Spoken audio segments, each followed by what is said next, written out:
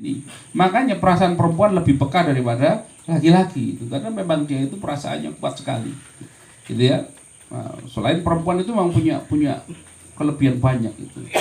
Seperti misalkan yang namanya perempuan itu kan multitasking. Gitu. Nah, kalau apa namanya kalau kita kan enggak, itu laki-laki kan enggak.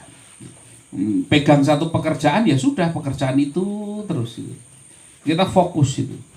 Kita kalau mengerjakan sesuatu, laki-laki kalau lagi fokus itu karena otaknya fokusnya satu hal, itu ngomong aja susah itu. Jadi kalau lagi ngerjain sesuatu diem tok itu.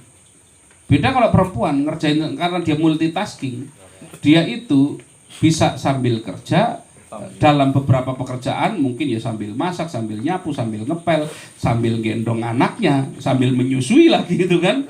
Masih sempat sambil teleponan. Pak ini masih sempat ngomong, kalau laki-laki nggak bisa. Itu nggak bisa. Laki-laki kok nyoba-nyoba. Misalkan masak, cetet, langsung tinggal ke depan laptop. Insya Allah kosong. Lupa itu kan itu. Lupa karena fokusnya memang laki-laki fokusnya ke satu hal itu supaya tajam di dalam pekerjaan, di dalam mencari nafkah supaya tajam itu. Itu memang itulah kodratnya laki-laki. Itu jadi memang fokus. Kalau sudah fokus ke satu hal dipanggil-panggil ya nggak dengar itu. Ini kalau perempuan nggak beda itu dia mampu fokus ke banyak hal bisa. Kalau kita memang nggak bisa. Ini yang perlu difahami juga untuk untuk laki-laki dan perempuan.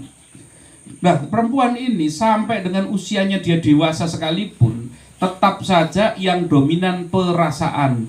Maka perasaan dicintai, disayangi, diperhatikan, rasa aman, rasa nyaman, rasa diakui kehadirannya, rasa dibutuhkan, ini harus senantiasa dijaga.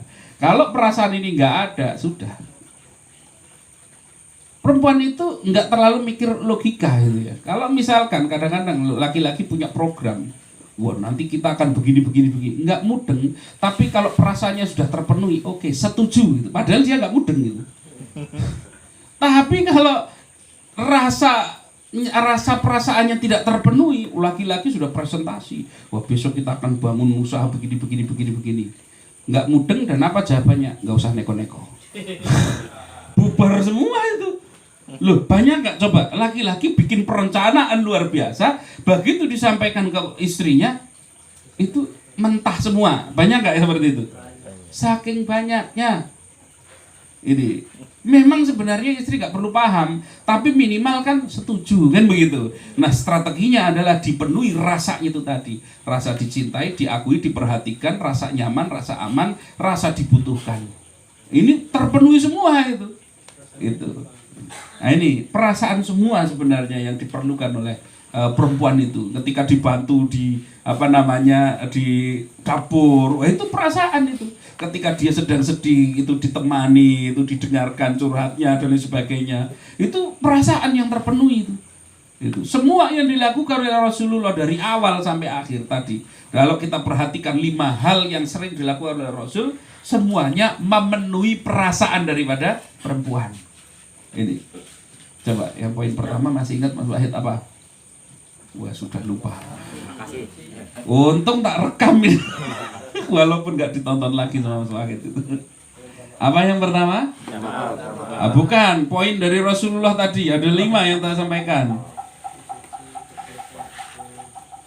Menyempatkan waktu. Menyempatkan waktu untuk ngobrol, bicara. Artinya dia ketika didengarkan itu merasa tadi terpenuhi, perasaannya terpenuhi nggak? Ketika dia kepingin ngomong, kepingin curhat, terpenuhi nggak perasaannya? Terpenuhi. Poin yang pertama. Yang kedua apa tadi? Mengucapkan rasa cinta. Oke. Yang kedua boleh mengungkapkan rasa cinta. Merasa dicintai nggak jadinya dia? Berarti yang terpenuhi apa? Perasaan lagi. Bahasa perasaan lagi. Terus apa? Membantu dalam pekerjaannya, itu kan? Terpenuhi rasanya lagi. Terus apa lagi? Ketika suami fokus kepada kebaikan-kebaikannya, dia berarti merasa dibutuhkan dan lain sebagainya.